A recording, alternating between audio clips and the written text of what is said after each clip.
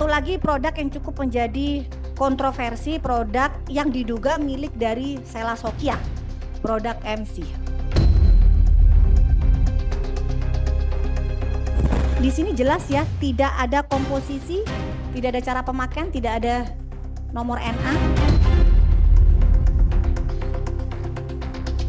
Itu kan DPR, Dewan Perwakilan Rakyat, jadi setiap rakyat kan didengar suaranya ya, berhak ditampung suaranya juga sama DPR ya. Menurut aku ya nggak apa-apa, biarin aja.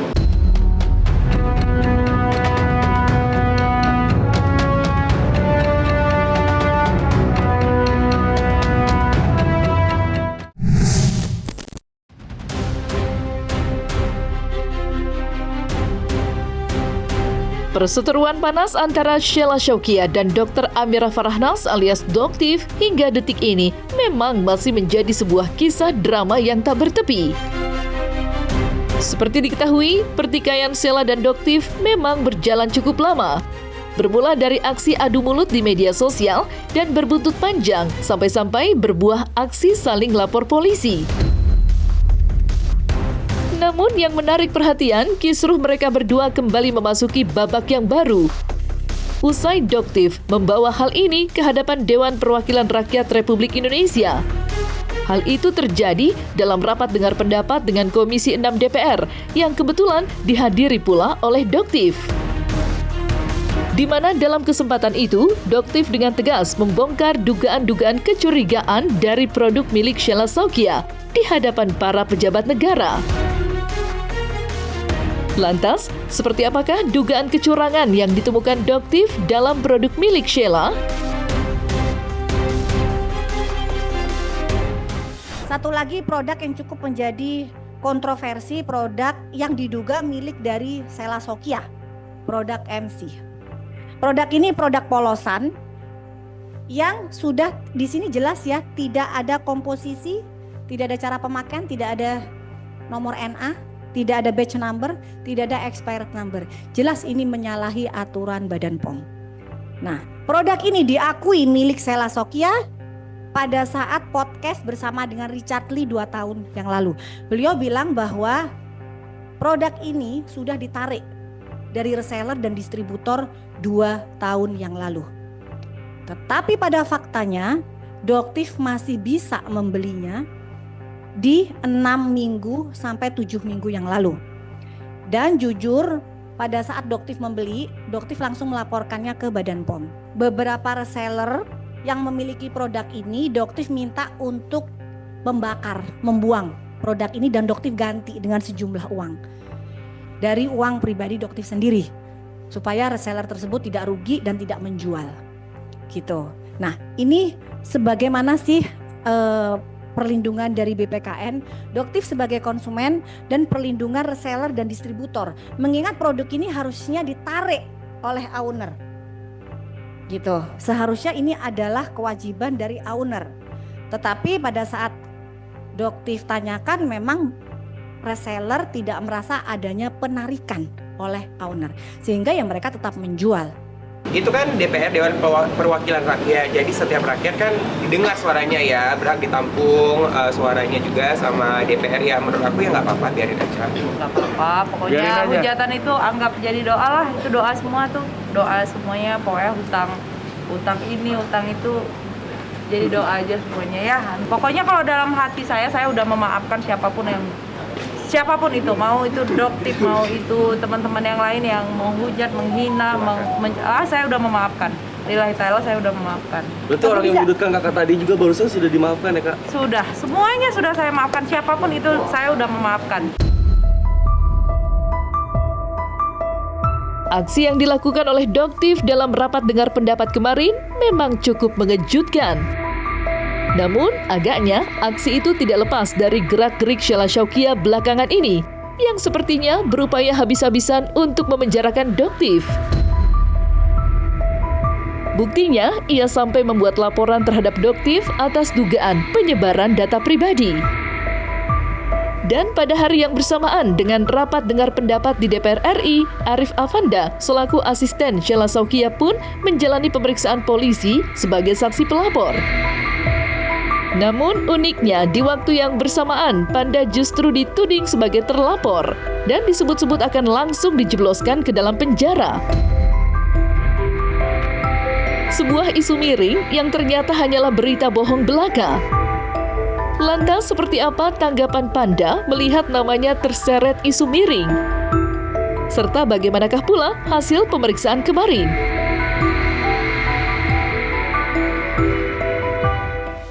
Diperiksa hari ini sebagai saksi pelapor, kecuali saksi. Iya, jadi jangan dengarkan gosip-gosip murahan di luar sana yang bilang A1 lah, ini itu, semuanya kalian para pengguna sosial media harus menelaah informasi apa yang kalian dapatkan, jangan kalian mentah-mentah. Ya aku nggak tahu ya buat apa, tapi ini kerugian juga sih untuk SS karena kan nomor itu dipakai untuk kerja ya, dan juga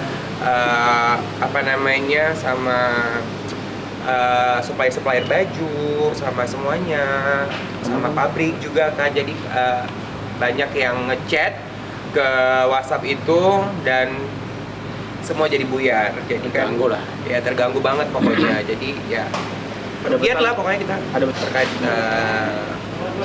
tentang laporan itu aja sih tadi terkait. Ya semua kita bukti-buktinya udah kita serahkan, ya Semua kita sudah udah serahkan, aman semuanya, tinggal tunggu babak selanjutnya aja. Apa aja bukti yang diserahkan, Bang? Tadi tangkapan layar, screenshot, terus bukti rekaman layar saat live streaming di TikTok juga ada tadi. Ada 30 tadi? 20. Anda 20-an. 20. Rencananya tadi mau 200, cuman 20 aja. Dan saksi ini hari ini siapa selain Panda sendiri? Ada tadi Irfan. Jadi 2 orang aja. 2 orang. Ya. Jadi sebagai saksi pelapor ya. Jadi isu bahwa Panda nggak pulang itu, Enggak. apalagi kita lihat di medsos info A1. Iya, A1 katanya kan. A1-nya enggak ini. Tapi sempat deg-degan juga nggak sih karena beredar kan di luar sana lu A1. Enggak sama sekali. Kita serahkan ke penyidik untuk Kita serahkan ke penyidik. kan tadi wawancara untuk masuk ke penyelidikan. Ini kan masih pengumpulan keterangan ya, masih wawancara, setelah wawancara penyidikan baru menetapkan tersangkanya. Jadi masih panjang. Jadi kalau mereka datang hari ini untuk memberikan keterangan di pihak pelapor, masalah jadi tersangka, ya. Menanggapi aksi hukum yang ditempuh oleh Sheila Saukia, Doktif tentu tidak diam saja. Pasalnya, ia membalas aksi itu dengan melayangkan laporannya sendiri dan dikhususkan pada peristiwa kericuhan bulan Januari silam yang menyeret nama Sheila. Dan terbaru, tepatnya pada tanggal 10 Maret 2025 kemarin, Doktif kembali hadir di kantor polisi untuk menjalani pemeriksaan atas laporannya kepada Sheila Saukia. Untuk pasal yang disangkakan sendiri, Doktif dan pihak kuasa hukumnya resmi melayangkan pasal perampasan kemerdekaan. Lantas, sudah sejauh manakah proses laporan polisi yang dilayangkan oleh dokter detektif? Alhamdulillah tadi sudah selesai ya pemeriksaan untuk pasal-pasal yang selanjutnya. Jadi kali ini kita pasalnya pasal 333 tentang ayat 1 tentang perampasan kemerdekaan. Ini terkait dengan laporan Doktif yang peristiwa tanggal 17 di Januari 2025 di restoran Nyonya Suharti. Yang mungkin teman-teman sudah tahu, ini terkait dengan terlapornya yaitu saudari SS dan kawan-kawan. Sheila Saukia atau Rahma Ina. Kalau Doktif mah pakai nama aja ya, udah nggak pakai inisial karena fitnahnya udah luar biasa. Dan di sini juga ada penggiringan nanti akan muncul narasi. Ya, akan muncul narasi bahwa dari mereka, dari mana kok bisa terjadi perampasan kebebasan? Kan masih bisa live. Jadi di sini Doktif tekankan itu adalah konteks yang berbeda. 2 kali kebebasan Doktif dirampas. Pada saat yang pertama, pada saat Doktif tidak bisa keluar dari rumah makan tersebut. Dari dalam restoran. Dari dalam restoran, ya itu sudah jelas, kalian semua bisa melihat. Kita punya semua bukti CCTV-nya bahwa pintu restoran itu ditutup oleh mereka, oleh oknum yang mengaku seorang polisi. ya di dalam, ternyata di luar dia berganti profesi menjadi seorang TNI. Faisal yang diakui oleh seorang Sela Sokya dengan nama panggungnya dan nama aslinya itu adalah Rahma Ina, ya, itu adalah ajudannya. Yang ingin saya tanyakan ke publik, apakah jabatan seorang Sela Sokya sehingga dia bisa mendapatkan ajudan seorang polisi anggota BRIMOB dengan nama Faisal? Dan di sini juga Dokter mohon sekali pengawalan dari Bapak Listio sebagai Bapak Kapolri. Di sini sudah sangat terang benderang seperti kayak apa ya, dugaan-dugaannya bahwa permainan dari konglomerasi skincare ini luar biasa, sudah mulai mengotak-atik teman-teman kita di aparat penegak hukum ini dugaannya. Karena kok kayaknya kok cepet banget ya gitu. Sedangkan prosesnya Doktif ini kok agak lambat karena apa gitu. Doktif sih berharap memang karena mereka bekerja, cuman karena butuh saksi-saksi yang panjang ya guys ya. Jadi itu yang mungkin membuat lama. Jadi Doktif sih berpikirnya ingin positif ya, karena banyak saksi yang akan dijadikan tersangka ke depannya. Gitu. Jadi mereka sekarang sangat-sangat panik.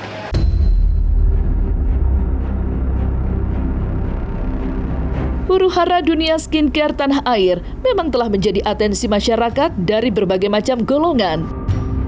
Apalagi dugaan kecurangan para pengusaha dan potensi kerugian para korban semakin terlihat dengan nyata. Sontak saja, beberapa pihak ikut tergerak untuk mengambil aksi nyata demi menyelesaikan kisruh ini. Tak terkecuali advokat Rasman Arif Nasution. Ya, walaupun berita acara sumpah advokatnya tengah dibekukan, jiwa penegak hukum nyatanya tak sedikit pun redup di hati Rasman. Lantas, fakta-fakta apa saja yang akan diungkap Rasman Arif Nasution terkait dugaan sindikat mafia skincare? Serta benarkah pula Rasman sudah memegang nama-nama pengusaha yang diduga telah berbuat nakal?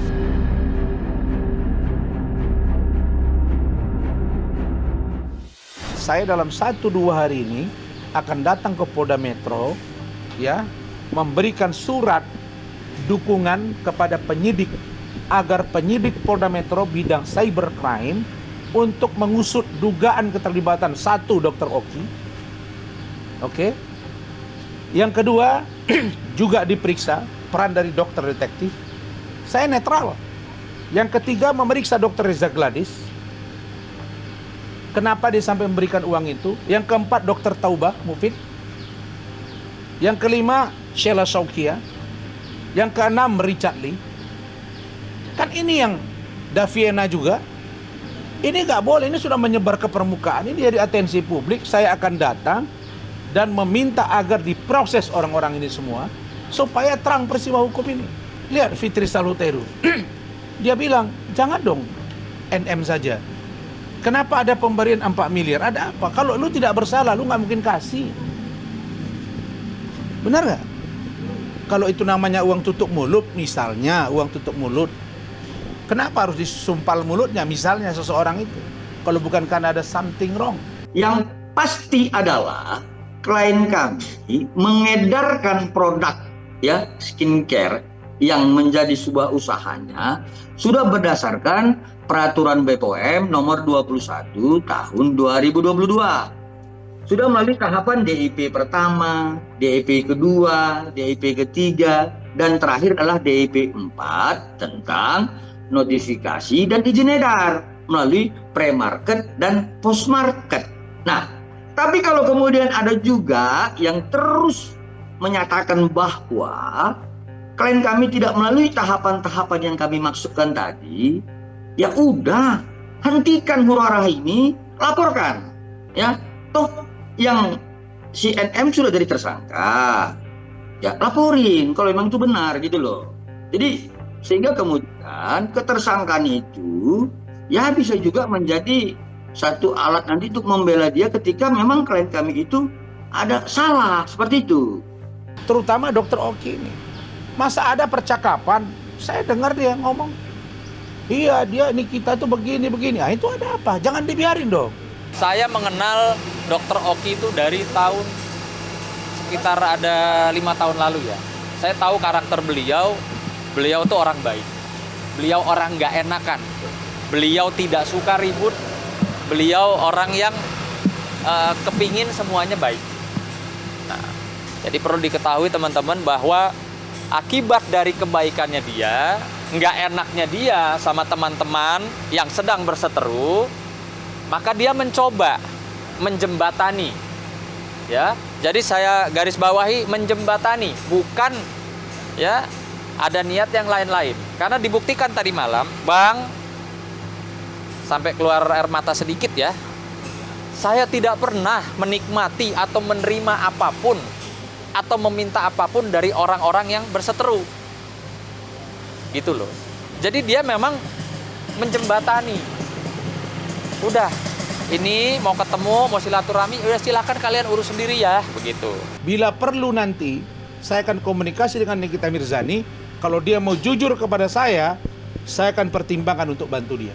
Yang penting bagi saya, ungkap setuntas-tuntasnya demi perbaikan klinik kecantikan dan agar tidak ada masyarakat yang justru menerima petaka dari perbuatan atas nama kecantikan. Bukan mau menolong, maksud saya, apa sih yang diragukan Nick Mir sekarang? Ya. Sekarang dia udah terancam 20 tahun. Laporan saya juga sudah digelar, akan diperiksa dia di Polda. Ya, gelarnya sudah saya katakan 99%. Insya Allah minggu ini naik sidik dan akan tersangka. Ya, itu akan jalan. Kita akan ngomong lah. Saya akan bicara. Apa sih yang harus kamu tutup NM? Cerita di luaran begini-begini. Toh sekarang juga kamu nggak dilihat kok.